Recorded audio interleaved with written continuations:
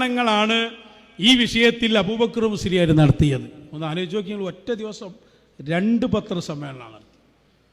അപ്പോൾ ആളുകൾക്കിടയിലുള്ള പ്രസക്തിയും 4 ചാനലുകാരും വന്നാൽ ഇവർ എന്തൊക്കെ ആക്കിയെടുക്കും ഇവിടെ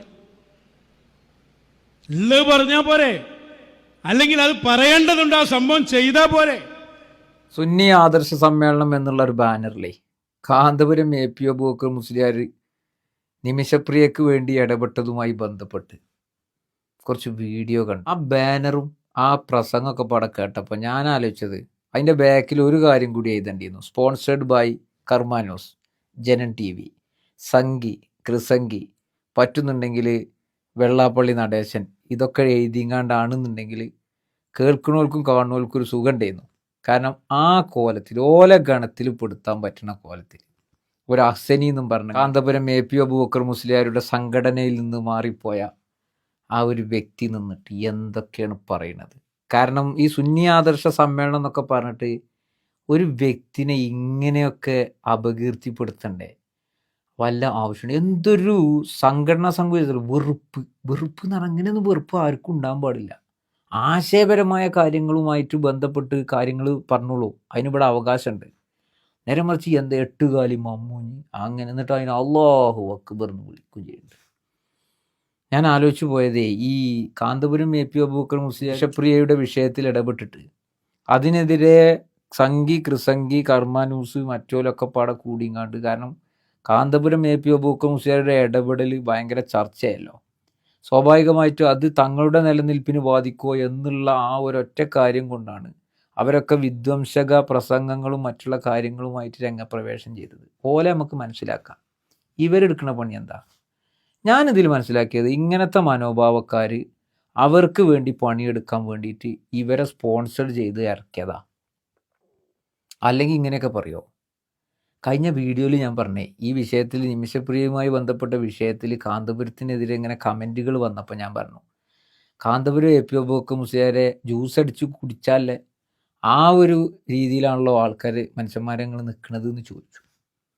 ഇപ്പോൾ അതല്ല, ലൈവിൽ കാണാം ജ്യൂസ് അടിച്ച് കുടിച്ചാണ്, കിട്ടിയ കൊന്ന് കൊല വിളിക്കും, ഒരു സംശയം വേണ്ട. അത്ര വെറുപ്പ് ആർക്കും ഉണ്ടാകാൻ പാടില്ല കേട്ടോ. ഇങ്ങനെ വെറുപ്പ് സംഘടന വളർത്താനും അതേപോലെ തന്നെ തങ്ങളുടേതായ ആശയങ്ങൾ പ്രചരിപ്പിക്കാനും എന്തെല്ലാം മാർഗങ്ങളുണ്ട്. നിമിഷപ്രിയ എന്ന് പറയുന്ന യമനിൽ വധശിക്ഷ കാത്തു കിടക്കുന്ന ഇന്ത്യക്കാരിയായ ഒരു സ്ത്രീക്ക് വേണ്ടി തൻ്റേതായ ബന്ധം ഉപയോഗിച്ചു കാന്തപുരം APO അബൂബക്കർ മുസ്ലിയാർ ഇടപെട്ടു. സ്വാഭാവികമായിട്ടും അവിടെ ഇടപെടലുണ്ടായി. അതൊക്കെ ഇപ്പോൾ എല്ലാവർക്കും അറിയുന്നതാണ്. എല്ലാ ആളുകളും അതിനെ അഭിനന്ദിച്ചുകൊണ്ട് ആ ഒരു ഇടപെടലിനെയൊക്കെ നല്ല മനസ്സിലെ ആളുകൾ, കാഴ്ചപ്പാട് രാഷ്ട്രീയക്കാരും മറ്റുള്ള സാമൂഹിക സാംസ്കാരിക പ്രവർത്തകരൊക്കെ അതിൽ രംഗത്ത് വന്നു. എന്ത് ഇവർക്ക് പറ്റി? പിന്നെ പറയുന്നുണ്ട് കാന്തപുരം ആളാകാൻ വേണ്ടി ശ്രമിക്കുകയാണ്. കാന്തപുരം APO അബൂബക്കർ മുസ്ലിയാർക്കൊക്കെ ഇനി എന്താ ആളാവാൻ? അദ്ദേഹമൊക്കെ ഒരു ചരിത്രമായി മാറിക്കഴിഞ്ഞു. അദ്ദേഹം ഈ ഒരു നിമിഷപ്രിയയുടെ വിഷയത്തിൽ മാത്രമല്ലല്ലോ.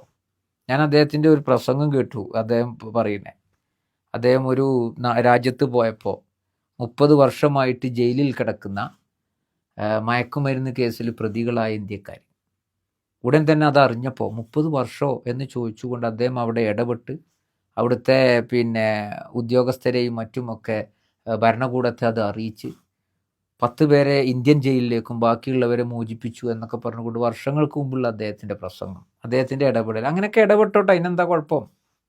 ഇടപെടൽ വേണ്ടേ? ഇതൊക്കെ കാന്തപുരം ആളാകാൻ വേണ്ടി അല്ല. അദ്ദേഹത്തിന് ഇതിലൊന്നും നിമിഷപ്രിയക്ക് വേണ്ടി ഇടപെട്ടിട്ടില്ലെങ്കിലും കാന്തപുരം APO അബൂബക്കർ മുസ്ലിയാരായിട്ട് തന്നെ അദ്ദേഹത്തിൻ്റെ പ്രസ്ഥാനവും ഈ ഇന്ത്യ രാജ്യത്ത് അവരുടേതായ പ്രവർത്തനങ്ങളുമായിട്ട് മുന്നോട്ട് പോകുന്നുണ്ട്. പിന്നെ ഇപ്പോൾ ഒരു ആട്ടുംകുട്ടിനെ വരെ തൊടുന്ന് വിട്ടുകൊണ്ടുവരാൻ കഴിയാത്ത ഇങ്ങനത്തെ ആൾക്കാർ വന്നിട്ട് നിമിഷപ്രിയനെ മോചിപ്പിക്കുന്ന വിഷയത്തിൽ കാന്തപുരത്തിൻ്റെ ഇടപെടൽ ചർച്ചയാവുമ്പോൾ ആളാകാൻ വേണ്ടി ചെയ്യാണെന്ന് പറയുമ്പോൾ ആളാകണോരാളാവും. അതിപ്പോൾ ഇങ്ങനെ കണ്ടു നിൽക്കുക എന്നല്ലാതെ ഈ പ്രസംഗത്തിൽ ആളാകല്ലേ, നിങ്ങൾ പറ്റ മോശക്കാരാകുകയാണ്. അതും സുന്നി ആദർശ സമ്മേളനം എന്നൊക്കെ പറയും. നിങ്ങൾ ആ വസ്ത്രത്തിനോടൊക്കെ ഉള്ളൊരു ബഹുമാനമുണ്ട്. ഇതൊക്കെ ഇവർ കളഞ്ഞു കുളിക്കുന്നത് ഇത്തരക്കാരാണ്. അതും ആ വസ്ത്രവും ആ ഒരു പഠനമൊക്കെ നടന്നിട്ടുണ്ടാവുമല്ലോ. ഇപ്പം ഈ ബിരുദം അഹ്സനി എന്നൊക്കെ പറയണമെന്നുണ്ടെങ്കിൽ കുറച്ച് കാലമാകുമ്പോൾ നയിച്ചിട്ടുണ്ടാവുമല്ലോ. എന്നിട്ട് ഒരു രീതിയിലുള്ള മാന്യതയില്ലാതെ ഈ കോലത്തിൽ സംസാരിച്ചു. നമ്മളിത് പറയുമ്പോൾ നിങ്ങളോട് വെറുപ്പൊന്നുമില്ല കേട്ടോ, പക്ഷെ നിങ്ങൾ മാറണം. ഈ അഹ്സനിയോടെ പറയണത് നിങ്ങൾ മാറേണ്ടതുണ്ട്. നിങ്ങളുടെ ശൈലി തന്നെ ഗുണകാംക്ഷയില്ല, അതിൽ ഗുണമില്ല. നേരെ മറിച്ച് നിങ്ങൾ എത്ര അവതരിപ്പിച്ചിട്ട് എന്താ കാര്യം? ആ കോലത്തിൽ പറഞ്ഞു കഴിഞ്ഞാൽ ആരാണ് അതിനെയൊക്കെ? ആ വർത്താനത്തെ തന്നെ ആരെങ്കിലും മുഖവിലൊക്കെ എടുക്കുമോ? എല്ലാത്തിനും ഒരു സ്റ്റൈലുണ്ട്, ഒരു രീതിയുണ്ട്, ഒരു മാന്യതയുണ്ട്. അത് വിട്ടുകൊണ്ടുള്ള ഒന്നും തന്നെ ആരും അംഗീകരിക്കില്ല. ഞാൻ ഈ ഹസനിയെ ആദ്യമായിട്ട് ഇങ്ങനെ വിട്ടുന്ന് നോക്കി കണ്ട എങ്ങനെയാണെന്നറിയോ? ഒരിക്കൽ കരിപ്പൂർ എയർപോർട്ടിൽ ഇങ്ങനെ നിൽക്കുക. അപ്പണ്ട് ഇദ്ദേഹം വേറൊരാളെ കയ്യിൽ മൊബൈൽ കൊടുത്തിട്ട് ഇങ്ങനെ ഒരു റീൽസ് എടുക്കാന്ന് തോന്നുന്നു, വീഡിയോ ഒക്കെ എടുക്കുന്നുണ്ട്. അപ്പോൾ ഇദ്ദേഹം കാന്തപുരത്തെ പറ്റി ഇങ്ങനെ ആളാകാൻ വേണ്ടി എന്നൊക്കെ ഇങ്ങനെ പറഞ്ഞത് കേട്ടപ്പോൾ ഞാൻ അങ്ങനെ ആലോചിച്ചു, ഇദ്ദേഹത്തെ ഞാൻ കരിപ്പൂർ എയർപോർട്ടിൽ കാണുമ്പോൾ ഇദ്ദേഹം ആളാവാൻ വേണ്ടിയിട്ട് റീൽസ് എടുത്ത് കളിക്കുകയാണ്. ഉദ്ദേശം അത് തന്നെയാണ്. ഈ പറച്ചിലിൻ്റെ ഉദ്ദേശം ഏറെക്കുറെ ആളാകാൻ വേണ്ടിയിട്ട് തന്നെയാണ്. അതാണ് കേരള സമൂഹം മനസ്സിലാക്കേണ്ടത്, മുസ്ലിം സമുദായം മനസ്സിലാക്കേണ്ടത്. വിയോജിപ്പുകളൊക്കെ സ്വാഭാവികമല്ലേ, എല്ലാവർക്കും ഉണ്ടാവും. ഇപ്പോൾ കാന്തപുരത്തിനോട് വിയോജിച്ചുകൊണ്ടുള്ള എത്രയോ ആളുകളുണ്ട്. വിയോജിക്കാം, ആശയപരമായിട്ട് വിയോജിപ്പ് മാന്യമായി രേഖപ്പെടുത്താം.